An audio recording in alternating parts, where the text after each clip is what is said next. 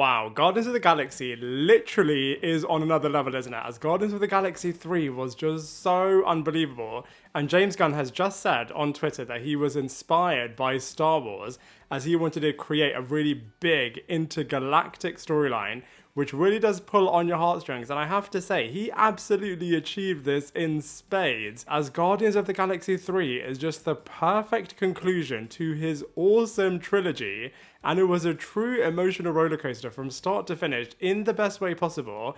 And as you have been so close to the Rocket Raccoon character across these three Guardians movies, as well as Avengers Infinity War and Avengers Endgame, all of the heartbreak that you were experiencing with Rocket the Raccoon was just so overwhelming, and it quite literally does pull out your heart, as it's just so heartbreaking. I mean, immediately, even from the first couple of scenes, when you see the High Evolutionary's hand just grabbing at this raccoon, and then his undeniable obsession with Rocket the Raccoon, as he has a bit of a god complex, and he just can't bear the fact that his creation is smarter than him and was able to create a formula that he was not able to do. Honestly, I just feel like all of the aspects in this movie are just so unbelievable. The villain, I feel like Marvel had a big villain problem in terms of writing them, creating them, and all of that kind of stuff. But it's true that this guy is probably the worst of the bunch, as at least with some of the other ones, you can kind of see where they're coming from, even if they are doing really barbaric things. But this guy is just so indefensible, and he's just so cruel and horrible, and he really is the counterbalance to the pure of heart Guardians of the Galaxy characters. Even if, you know, they are a group of misfits and they're not the conventional, shiny, squeaky clean group of hero characters, I feel like compared to the High Evolutionary, they really are saints, as that guy is the ultimate sociopath. He really is pretty Shakespearean in how twisted and evil he is, and he just mercilessly kills all of his experiments. For example, the massive group of characters on Counter-Earth, just because there was one or two slight defects in them. So literally is causing mass genocide, as well as being unbelievably narcissistic, happy to wipe out even all of his teammates that have been so loyal to him. So you have zero sympathy for this guy, and I have to say, all of the evil things that he does is just unbelievably unbearable. And it just makes you love Rocket the Raccoon even more, especially as he is on his deathbed pretty much throughout this movie. So your heart is being pulled because of that as well as all of the origin storyline that he has had to go throughout his entire life. I just think Rocket the Raccoon is now such a truly legendary character. And even though the core focus of this movie is predominantly on the Rocket the Raccoon character, and James Gunn has even said that all three of the Guardian movies are pretty much centered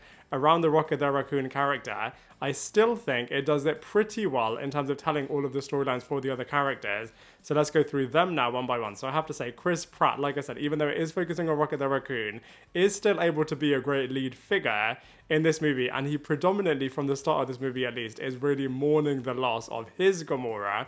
And I love the fact that he's got a new Gamora in here who really hasn't gone through the same journey as the previous Gamora has. So I feel like all of those sequences between the new Endgame Gamora as well as Star-Lord are really, really good. As well as, you know, having all of the stuff in the background about, you know, his home life is actually on Earth. I did think that they could have done a little bit more about the revelation in the holiday special that actually Mantis is his real life sister. So I wish that they could have done a little bit more with that. But, you know, predominantly he is trying to save Rocket the Raccoon and is happy quite literally to go all over the galaxy in order to do so. Like I said, the new Gamora was decent. She was a true savage, especially compared to the nicer and sweeter version of the character that was brutally killed off by Thanos in Infinity War. And it was really interesting, as obviously this new Gamora hasn't gone on the same journey with all of the Guardians of the Galaxy, especially where she was made softer in the first Guardians film. So this new Gamora, or older Gamora, however you want to look at it, is the true savage, and you really can feel that she really is the daughter of Thanos. And I absolutely loved it in terms of her final couple of moments, especially the one with Star-Lord right at the end of this movie,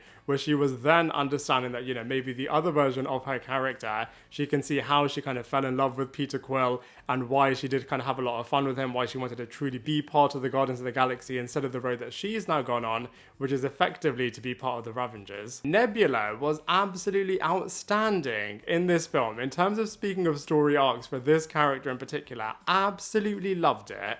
How pretty much she starts off as a real villainous character in the first Guardians of the Galaxy film, and now she is a true Guardians member that really has her heart breaking for a lot of the other characters and really is helping them out in so many different situations. So is not only a true Avenger, but is a true Guardians of the Galaxy member, and she has got her cyborg-esque type powers in this film. So she is pretty unstoppable, especially all of the battle sequences involving this character in particular. She was absolutely brilliant and really does add so much to the Guardians team, both from a fighting point of view as well as from a team member's point of view, and I loved it, how she is going to be helping the colony in nowhere. So like I said, her journey from where she started off to where she is now is absolutely miraculous. Mantis and Drax I thought was so much better in the holiday special, as you know, you do see that Mantis's powers is just truly unbelievable, and I mean, you know, you could really see that in Infinity War where she was almost going to destroy Thanos,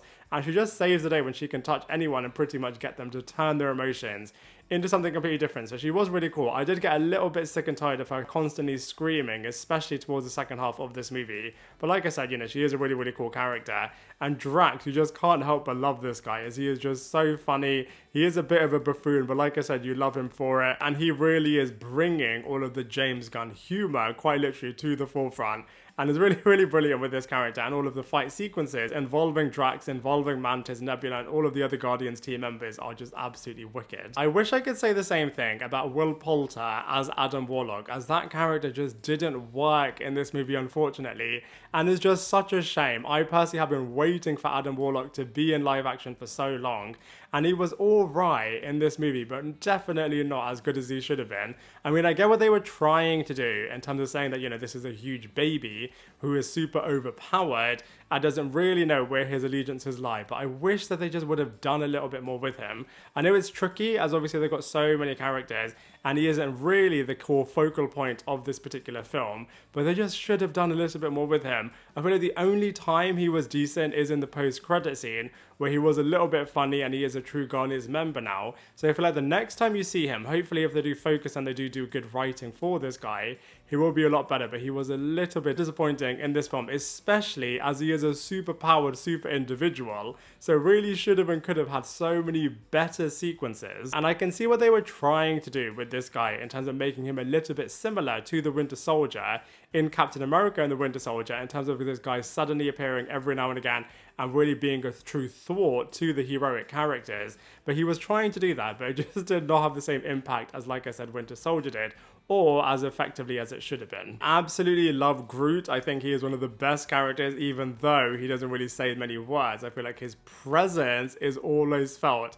And I just love the device of Groot, how he started off as his dad character, then you get to see him as a little baby, then as a teenager, then growing up, and now this ultra mega powerful character is just so good. And I love how he was hiding his weapons, how he is a massive boulder in his post-credit scene, absolutely wicked. And similarly, Cosmo had a really cool arc across this movie as well, how you're not really understanding what she is contributing and bringing to the team, but by the end of this movie, she is even saving Kraglin's life and really is showing how much of a brilliant character she is.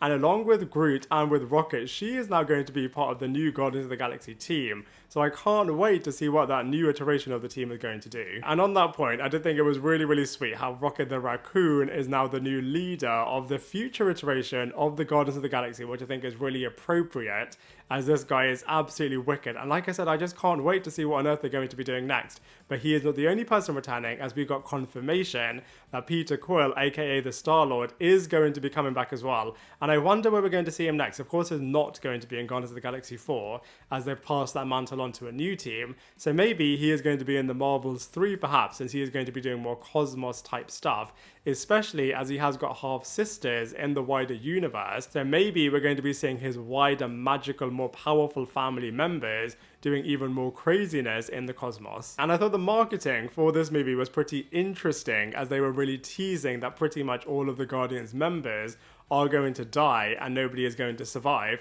which I guess metaphorically is true, as they've all disbanded and have now gone to do their own thing. But I did think it was interesting that all of them pretty much survived. I guess it is pretty nice at the same time, as well as it does leave the door open for a lot of them potentially to be reunited in the future, and we can have particular different adventures with all of the different characters, but I did think it was a little bit of a cop-out as we were expecting a lot of the characters to die, which I guess theoretically they can say that they did do, as Star-Lord pretty much did die before Will Poulter's Adam Warlock character saved him, as well as Rocket the Raccoon does go to his heavenly scenario. And speaking of which, I absolutely love those characters in the past. You are literally with all of them, especially as they are caged in this horrible situation, and you're just really experiencing their genuine friendship and heartbreak when Rocket just sees them brutally being killed off. And I think this is the perfect time to release this movie, as you can really feel all of the big summer blockbuster type moments in this film, and all of the moments, you know, where you see Counter-Earth being destroyed, all of the big Guardians of the Galaxy battles where they are all as a team and they're fighting so many different characters. All of those moments are just absolutely extraordinary, as well as having really emotional, smaller character moments. It was just such a perfect blend, and like I said, really does show that you are spending money effectively, as you are just going to witness this incredible movie which just packs in so much, so many incredible moments, and I just can't wait to see what James Gunn is going to do with Superman Legacy. As that film, I am just so excited about it now, as James Gunn has demonstrated that he can do these big theatrical moments, as well as writing really emotional, heart-driven storylines for the different characters. So I can't wait to see what's going to happen with that one. But I have to say, you know, Guardians of the Galaxy 3 was just concluded in a really brilliant way. I can't wait to see what the future is now going to hold. But this movie really has shown that Marvel are back, and I just can't wait to see what the future slate of Phase 5 is going to look like. But as far as Guardians of the Galaxy 3 is concerned, I have to give it a mega 8.5 out of 10. Now I'd love to hear what you thought of this film, so please let me know your thoughts in the comment section below. Otherwise, I look forward to seeing you in my next video.